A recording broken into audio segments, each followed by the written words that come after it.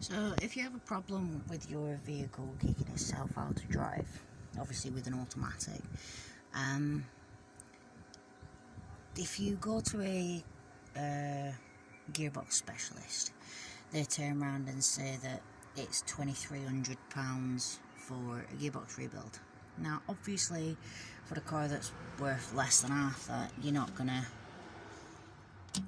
pay that for a gearbox rebuild, no matter how good the chassis is. But I did an awful lot of searching, and I actually found the problem is with the PNP switch, which is the brain of the gearbox. You undo them bolts, obviously you undo this one, and you line it up into neutral.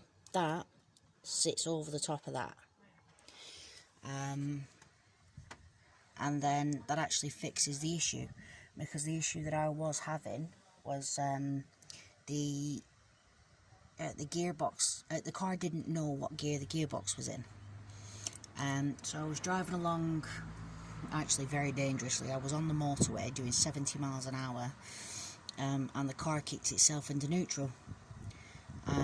So I luckily pulled over to the hard shoulder, sat there, put it back into drive, and it went back in, set back off again, and kind of 5 miles down the road it did it again. And then the selection in the dash, that went completely blank, and I couldn't put it into a gear. So what I did then was I rung breakdown, obviously, and they brought me home, because they didn't know what the problem was either. They thought that it was a problem with the gearbox also. But yeah, that PNP switch cost me less than 20 quid, and happy days, I haven't had a problem with it since. So yeah, that's just something to